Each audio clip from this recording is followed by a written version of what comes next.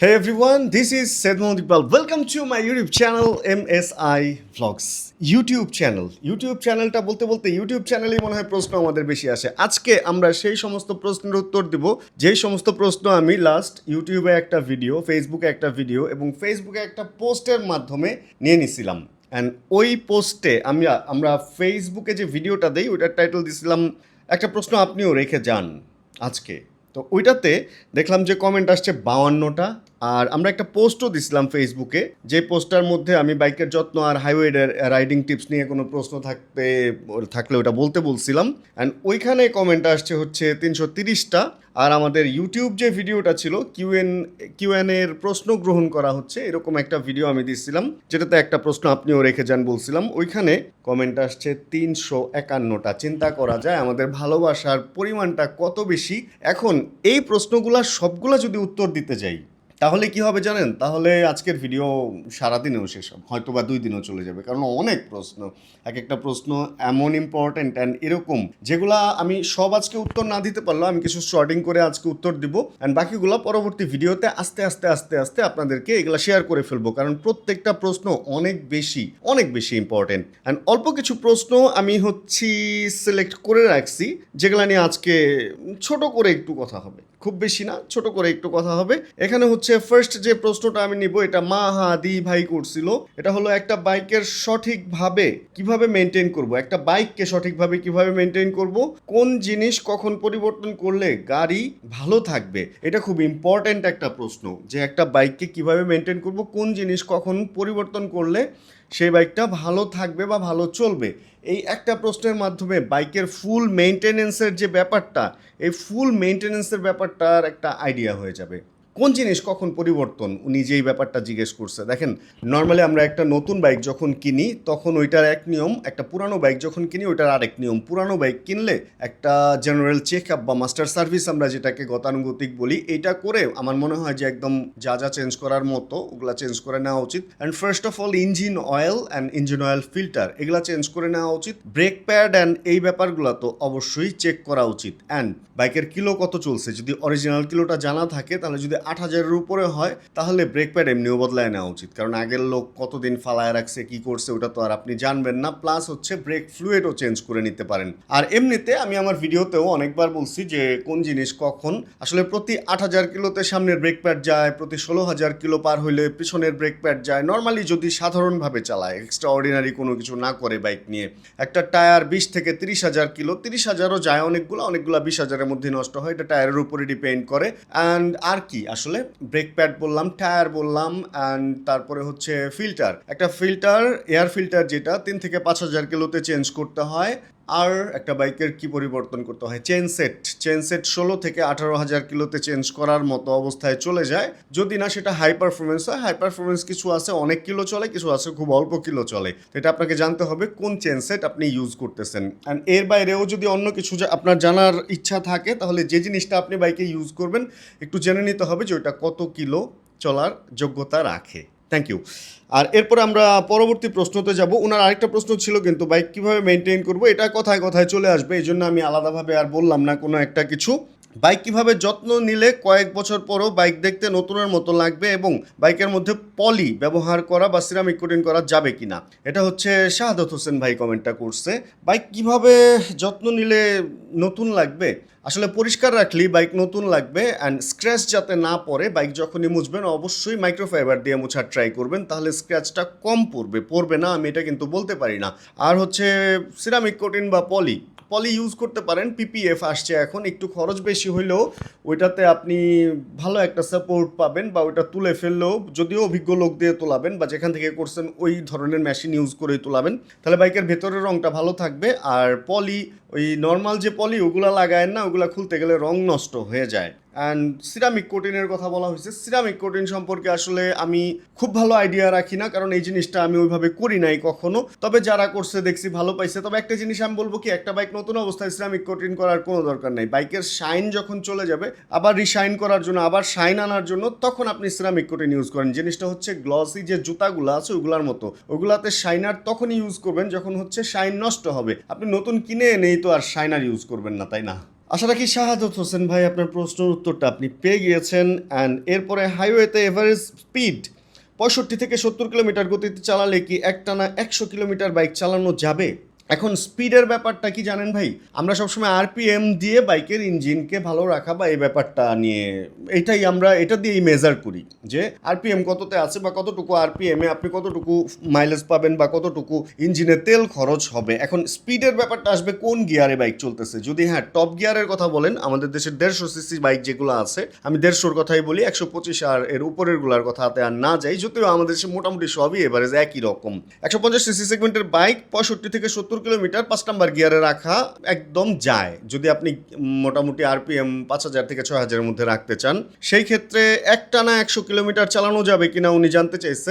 একটানার ব্যাপারটা হচ্ছে, আমি আমার লাইফে একটানা শুধুমাত্র 15-20 মিনিটের একটা ব্রেক ছিল, খাইছি আমি একবার। এছাড়া আমি কক্সবাজার থেকে ঢাকা চালায় আসছিলাম, এটা 400 কিলোর উপরেই হবে, আমার ফুল রাইডিং এক্সপিরিয়েন্সটা ছিল। তো সেখানে আমি একটানা 200 কিলো চালাইছি, একটা সমস্যার কারণে চালানো হয়েছে। ওরকম কোনো আহামরি ক্ষতি হয় না, কারণ হচ্ছে হাইওয়েতে বাইক চলার উপরে থাকে অ্যান্ড চলতে থাকলে বাতাসে অল টাইম সেটা যেই কুলিং সিস্টেমই থাক বাইকে, ইঞ্জিন ঠান্ডা হইতে থাকে, যে কারণে খুব একটা প্রবলেম হয় না। তবে আমি একটা জিনিস যেটা বলবো, বাইক যখন চালাবেন যদি অনেক কিলো একবারে চালাইতে হয় তাহলে আরপিএমটা এক জায়গায় ধরে রাখবেন না। ধরেন আপনি আরপিএম 5000-এ ধরে রাখছেন, আবার একটু বাড়ায় 7000-এ উঠলো, আবার কিছুক্ষণ পর একটু 4000 পর্যন্ত নামাবেন, আবার একটু উঠাবেন, এরকম করলে হয়। আর আমাদের দেশের রাস্তার যে অবস্থা, মাঝে মধ্যে তো আসলে জ্যামে একটু পড়তেই হয়, সিগনালে একটু পড়তেই হয়, বা কোনো একটা বাজারে একটু স্লো করতেই হয়, সেক্ষেত্রে আরপিএম আপ ডাউন করে। 100 কিলো বাইকের জন্য খুব বড় কোনো কিলো না। আপনার বাইক যদি ব্রেক ইন পিরিয়ডে না থাকে, ব্রেক ইন পিরিয়ড অবস্থায় যে চালাতে পারবেন না তা না। যদি আপনার বাইক 2000 কিলোর উপরে চলা থাকে তাহলে আপনি এই বাইক নিয়ে যা খুশি তাই করতে পারবেন, মানে 100 কিলো কেন, চাইলে আরও বেশিও চালাইতে পারবেন, যেরকমটা আমিও চালাইছি,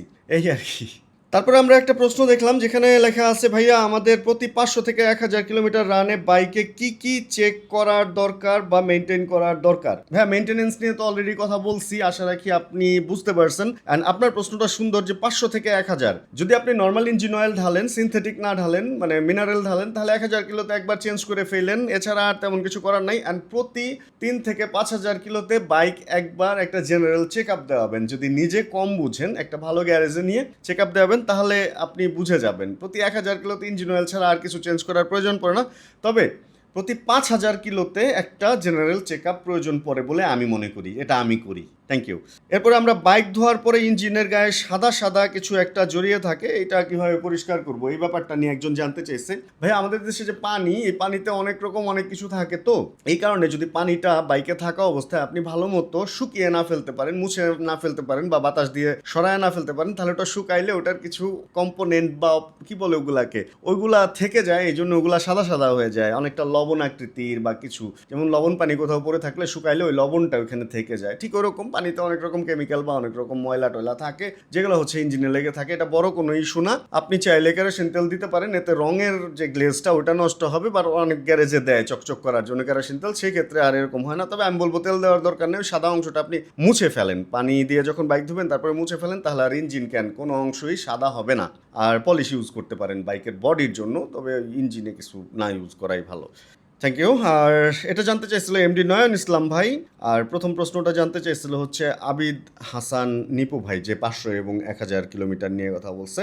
আর মোহাম্মদ সায়েম ভাই জানতে চাইছে হচ্ছে বাইক ইঞ্জিন ব্রেক কিভাবে কাজ করে, যদি ভালো মতো বোঝাতেন। আমি একটু পরে বাইক চালাবো, ইঞ্জিন ব্রেক নিয়ে আমি একটু পরে কথা বলতেছি নাইম ভাই। আমরা অন্য একটা প্রশ্ন যে প্র্যাকটিক্যাল দেখাবো আজকে। ভাই বৃষ্টির দিনে বাইক নোংরা হয়, তাই কি ঘন ঘন পানি দিয়ে পরিষ্কার করা যাবে কিনা, এরকম জানতে চাইছে আবু নোমান ভাই, এটা জানতে চাইছে। বৃষ্টির দিনে তো অবশ্যই ময়লা হবে। এখন ময়লা অবস্থায় বাইকে কাদা সহ যদি আপনি রাখেন, ওইটাতে যতটুকু ক্ষতি হবে, আপনি পানি মেরে যদি পরিষ্কার করে রাখেন, ক্ষতিটা ওর চেয়ে কম হবে। তবে একটা পরিষ্কার বাইকে বারে বারে পানি মারার দরকার নেই, এতে রঙের গ্লেজ নষ্ট হয়, কারণ আমাদের পানিতে অনেক রকম অনেক কেমিক্যাল থাকে যেগুলা বাইকের রং নষ্ট করতে পারে। তবে বৃষ্টিতে যদি কাদা নোংরা অবস্থায় আসে বা বৃষ্টির পানি লাগা থাকে, ওর চেয়ে আপনি ভালো একটা পানি দিয়ে যদি ধুয়ে রাখতে পারেন, ওইটা ওর চেয়ে ভালো হবে আমার মনে হয়। ভাই বাইক কেনার আগে আমি আপনার হাজারো ভক্তের মধ্যে একজন, গন্তব্য 100 কিলোমিটার, এই বাইক চালিয়ে ব্রেক নিতে হবে। আচ্ছা 100 কিলোমিটার চালাইলে কি ব্রেক নিতে হবে কিনা, আর লং রাইডে কী কী বিষয় খেয়াল রাখা উচিত? লং রাইডে কী কী বিষয় খেয়াল রাখা উচিত এটা আমি বাইক চালাতে বলবো। অ্যান্ড গন্তব্য 100 কিলোমিটার, এই প্রশ্নের উত্তর অবশ্যই আমরা দিয়ে দিচ্ছি, অ্যান্ড অবশ্যই আপনি দেখে ফেলছেন। লং টার্মে বাইকের ইঞ্জিন পারফরমেন্স ও সাউন্ড ভালো রাখার উপায় কী? ইম্পর্টেন্ট প্রশ্ন। এই প্রশ্নটা দিয়ে মানে এই প্রশ্নের উত্তরটা দিয়ে আমরা চেষ্টা করব রাইডে যাওয়ার। লং টার্মে বাইকের ইঞ্জিন পারফরমেন্স সাউন্ড ভালো রাখার উপায়। ভাই লং টার্ম বা যখনই আপনি মানে দীর্ঘ সময় বাইক চালাবেন তখন সাউন্ডটা ভালো এমনিই থাকবে যদি এক হাতে বাইক চালান, আপনার মতো করে আপনি বাইক চালান। এক একজন এক একভাবে চালাইলে বাইকের সাউন্ড নষ্ট হয়। ওভার আরপিএমে বাইক চালাইলে বাইকের সাউন্ড নষ্ট হয়। প্রচুর বাড়ি দিয়ে পিক আপ এবং পিক ডাউন ভাম ভাম ভাম করে চালায়, এতে বাইকের সাউন্ড নষ্ট হয়। আর আমি যেটা বলবো, যদি আপনার বাইক নর্মাল ইসের বাইক হয়, ডিওএইচসি না হয়, এসওএইচসি বাইক হয়, তাহলে প্রতি 5 থেকে 6,000 কিলোতে একবার ট্যাপেট অ্যাডজাস্ট করে নেবেন, ভ্যালভ ক্লিয়ারেন্স অ্যাডজাস্ট করে নেবেন, তাহলেই বাইকের সাউন্ড ভালো থাকবে। অ্যান্ড ডিওএইচসি হইলেও এটা সিম অ্যাডজাস্ট করে নিতে হবে সাউন্ড যদি এদিক সেদিক হয়ে যায়। আর যদি অন্য কোনো কারণে ইঞ্জিন ঝরঝরা হয়ে যায় বা কোনো কিছু বাঁকা টাকা হয়ে যায় ইঞ্জিনের ভিতরে বা বেশি ক্ষতিগ্রস্ত হয়, সেক্ষেত্রে সেটা তো শেষ। এজন্য নিজের বাইক নিজের হাতে রাখলে সাউন্ড নষ্ট হবে না। এবং অবশ্যই প্রতি 5 থেকে 7,000 কিলোতে একবার, 5 থেকে 6,000 কিলোতে একবার ভ্যালভ ক্লিয়ারেন্স অ্যাডজাস্ট করবেন যদি আপনার বাইকটা এসওএইচসি হয়। আর যদি এসওসিএইচ বা ডিওএইচসি এই বাইক হয়, তাহলে সিমের একটা ব্যাপার থাকে, ওটা মানে অ্যাডজাস্ট করে নিলে বা যদি বেশি নষ্ট হয় চেঞ্জ করে নিলেই ঠিক হয়ে যাবে। এগুলো খুব ব্যয় সাফল্য বা ব্যয়বহুল কোনো কিছু না। টাইমিং চেনেরও একটা ব্যাপার আছে, এটা ওয়ার্কশপের ব্যাপার। আসলে এটা নিজে করার চেয়ে ওয়ার্কশপে নিয়ে করানো ভালো, কারণ এখানে মাপ ঝোঁকের একটা বিশাল ব্যাপার আছে। আচ্ছা, আরেকটা প্রশ্ন মনে হয় রয়ে গেছে এখানে, যেটা রাখছিলাম এটা দিয়ে দেন ওই যে হাইওয়ে টিপস আর হচ্ছে আরেকটা কি জানো ব্যাপার, ওইটা নিয়ে আমরা রাস্তায় কথা বলবো। আচ্ছা, আমরা যেটা প্রশ্ন এরপরে দেখলাম, লং টার্মে বাইকের ইঞ্জিন পারফরমেন্স ও সাউন্ড ভালো রাখার উপায় অলরেডি আমরা উত্তর দিয়ে দিছি। রানা ভাই, বাইকের ব্রেকিং পিরিয়ডে স্পিড মেনটেন করতে হয় নাকি আরপিএম? যদি আরপিএম মেনটেন করতে হয় তাহলে কি 5,000 আরপিএম এর মধ্যে 60-70 স্পিড তুলতে পারবো? ভাইয়া, বাইকের ব্রেকিং পিরিয়ডে অবশ্যই আরপিএম মেনটেন করতে হয়। এক এক বাইকের এক এক রকম ইঞ্জিন পাওয়ার, সেই ক্ষেত্রে আপনি স্পিড দিয়ে ওইটাকে মেজার করতে পারবেন না। আপনার ইঞ্জিনের ঘূর্ণায়ন নিয়ে হচ্ছে মেইন কাজ, সেহেতু আরপিএম মেনটেন করতে হবে। অ্যান্ড 5,000 আরপিএমে আপনার বাইকের 60-70 উঠবে কিনা এটা আপনার বাইকই শুধু বলতে পারবে, কারণ আপনার বাইকের সিসি কত, আপনার বাইকের কোন গিয়ারে কত স্পিড উঠে, এটা আমি এখান থেকে বলতে পারবো না। যেমন আমাদের দেশের কিছু বাইক আছে যেগুলো হচ্ছে 5,000 আরপিএমে 60-70 উঠতে পারে একদম অনায়াসে। এবং আমার কাছে কিছু বাইক আছে যেগুলো 5,000 আরপিএমে মোটামুটি 85 থেকে 90 পর্যন্ত হিট করতে পারে। তো সেই ক্ষেত্রে আরপিএম আপনি ঠিক রাখেন। স্পিড 60 পর্যন্ত বাংলাদেশের মনে হয় সব বাইকই উঠে 5 নাম্বার গিয়ারে, যদি আপনি 5,000 আরপিএমে রাখেন মনে হয় আপনারটাও উঠতে পারবে। অ্যান্ড চলেন এবার আমরা একটু রাইডে যাই অ্যান্ড বাকি প্রশ্নের উত্তরগুলো রাইডে দিই। আজকে R15টাকে সার্ভিসে দিব, খুব ময়লা অবস্থায় আছে, আর ভাবলাম যে বাকি প্রশ্নের উত্তরগুলো বাইক চালাইতে দিয়ে দিই। প্রথমে হচ্ছে ইঞ্জিন ব্রেক। আমরা যখন অনেক স্পিডে থাকি তখন আসলে কি হয়, যদি এবিএস না থাকে তাহলে পেছনের ব্রেকটা বেশি জোরে চাপ পড়লে অনেক সময় স্লিপ করার চান্স থাকে পেছনের চাকা। তো সেই ক্ষেত্রে হচ্ছে ইঞ্জিন ব্রেকটা। এখন ইঞ্জিন ব্রেক কিভাবে কাজ করে, মূলত ধরেন আমি 1 নাম্বার গিয়ারে আছি, এখন যদি কোনো কিছু ছাড়াই এটা ছেড়ে দিই তাহলে দেখবেন যে অটোই বাইকটা এরকম স্লো হয়ে যাবে। এবং আমি যদি এরকম আবার স্পিডে দিয়ে ক্লাচটা ধরে ছাড়ি তাহলে আর স্লো হবে না, দেখেন চলতেছে। তো এই হলো ব্যাপারটা। ইঞ্জিনে থাকা অবস্থায় এই থ্রটলটা যদি আপনি ছেড়ে দেন তাহলে যে ব্রেকটা হয় এটাই হচ্ছে মূলত ইঞ্জিন ব্রেক মূলত। তো সেই ক্ষেত্রে আপনি যখন 4 নাম্বার 5 নাম্বার গিয়ারে চালাবেন তখন ছাড়লেও হবে ইঞ্জিন ব্রেক। তবে আরেকটু ভালো ইঞ্জিন ব্রেকের জন্য একটা বা দুইটা গিয়ার ডাউন শিফট করে, মানে 4 নাম্বার গিয়ার থেকে 3 নাম্বার গিয়ার বা 2 নাম্বার গিয়ারে নেমে যদি আপনি থ্রটলটা ছেড়ে দেন তাহলে যে ব্রেকটা ক্রিয়েট হবে ওইটাকেই মূলত ইঞ্জিন ব্রেক বলে। তো এগুলো প্র্যাকটিসের ব্যাপার ভাইয়া। যখন আপনি ডাউন হিলে থাকবেন, পাহাড় থেকে নিচে নামতে থাকবেন, তখন এই সমস্ত জিনিস খুবই কাজে দেয়। তা না হলে অনেক সময় ব্রেক ফেল করার চান্স থাকে ডিস্ক গরম হয়ে। তো সেই ক্ষেত্রে এই সমস্ত অবস্থায়, মানে ওই সমস্ত অবস্থায় ইঞ্জিন ব্রেকটা করার ট্রাই করবেন আর কি। এই হলো গেল ইঞ্জিন ব্রেকের ব্যাপার। অ্যান্ড সেকেন্ড আরেকটা ব্যাপার সেটা হচ্ছে হাইওয়ের রাইডিংয়ের যেই কিছু নিয়ম কানুন বা এই ব্যাপারগুলো। এখন হাইওয়ে রাইডিং এর যে ব্যাপার এখন আসছে, এখন যে বর্তমান অবস্থা চলতেছে ভাই, হাইওয়ে রাইডিং হয়ে গেছে এখন খুবই মুশকিলের একটা নাম। হাইওয়ে রাইড এটা ওই 50 কিলো স্পিড, বাইকের সামনে আবার নাকি নাম্বার প্লেট লাগাইতে হবে, এই সমস্ত বেশ কিছু ব্যাপার স্যাপার আসাতে এখন হাইওয়ের নিয়ম কানুন উল্টাপাল্টা হয়ে গেছে বা হয়ে যাচ্ছে। তো রাইডিং এর টিপস যদি বলেন, আমি সবসময় বলবো যে গতি কন্ট্রোলে রাখবেন। ওভারটেক করার আগে আমাদের দেশে যেহেতু দিনের বেলা আসলে হেডলাইটের ব্যবহার অতটা নাই, হর্ন দিয়ে একটু জানান দিবেন যদি আপনি বাইকে থাকেন, কারণ আপনি ছোট জিনিস চালাচ্ছেন, যে আপনি ওভারটেক করতেছেন বা কিছু সাইড দিয়ে যাওয়ার সময় ব্লাইন্ড স্পটে থাকবেন না।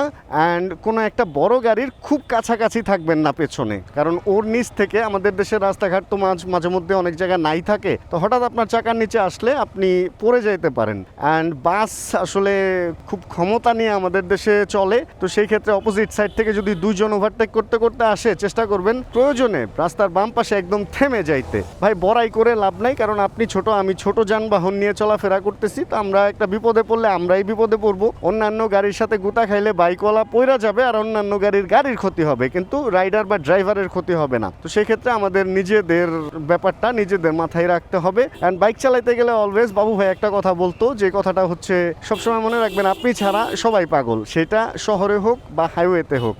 তো আপনার সেফটি শুধুমাত্র আপনার হাতে, এইটা মাথায় রেখে বাইক চালাবেন। আর অন্যান্য যে আমার হাইওয়ে টিপসগুলো নিয়ে হাইওয়ের ভিডিও আছে প্র্যাকটিক্যাল, ওগুলো একটু দেখে নিন। হাইওয়েতে কোন রোডে কিভাবে চালাইছি আমি, ঢাকা, চিটাগাং, কক্সবাজার, তারপরে বান্দরবন, রাঙামাটি, সাজেক অ্যান্ড সিলেট, শ্রীমঙ্গল, সব জায়গার আমার রাইডিং ভিডিও আছে। ওইগুলো দেখলে ওই ধরনের রাস্তার যে এক্সপিরিয়েন্সগুলো তখন ছিল, যে ব্যাপারগুলো মেনটেন করছি, ওইগুলা আশা রাখি বুঝে যাবেন। ভাই যে পরিমাণ রোদ উঠছে, চলেন আমরা এখান থেকে আবার স্টুডিওতে ব্যাক করি, মানে এই বাইকটা দিয়ে স্টুডিওতে ব্যাক করি।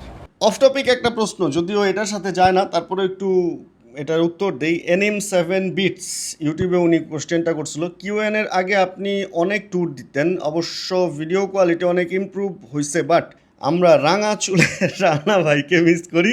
আর কোশ্চেন হলো, এমন ট্যুর ভিডিও কি শুরু করবেন? ট্যুর আবার শুরু করবো কিনা? ভাইয়া ঘাড়ে ব্যথা চলতেছে, শারীরিকভাবে আমি অতটা সুস্থ না ট্যুর করার জন্য। অ্যান্ড হাইওয়ের অবস্থা তো আমরা জানি, তো ট্যুর খুব তাড়াতাড়ি শুরু হবে ইনশাআল্লাহ। আর একটু অপেক্ষা করেন, একটু দোয়া রাখেন, শরীরটা একটু ভালো হলেই আমরা ট্যুর শুরু করে দেবো ইনশাআল্লাহ। তাহলে এই কথা দিয়ে আজকের ভিডিও আমরা এখানে শেষ করি। হোপ রাখতেছি কিউএনএ ভিডিও আপনাদের ভালো লাগছে। যদি কিউএনএ ভিডিও আপনাদের ভালো লাগে, তাহলে অবশ্যই যেটা করবেন, একটা লাইক দিয়ে যাবেন। আর যদি কিউএনএতে আরও কোনো প্রশ্ন থাকে করে রাখবেন, আমি অন্যান্য ভিডিওতে অবশ্যই এগুলোর উত্তর দেওয়ার ট্রাই করবো। তাহলে আজকের এই ভিডিও এতটুকুই। হোপ রাখতেছি এই ভিডিওটা আপনাদের ভালো লাগছে। ভিডিও ভালো লাগলে ছোটো করে একটা লাইক দিয়ে দিন। চ্যানেলে যদি নতুন হন প্লিজ সাবস্ক্রাইব করে হয়ে যান। আমাদের ফ্যামিলি মেম্বার জানাবেন কে কোন জায়গা থেকে ভিডিও দেখছেন। যতক্ষণ পরবর্তী ভিডিও নিয়ে আমি না আসতেছি, ততক্ষণ ইনশাআল্লাহ আমরা থাকবো ভালো, আমরা থাকবো সুস্থ এবং করতে থাকবো চিল ইনশাআল্লাহ। Chill bro.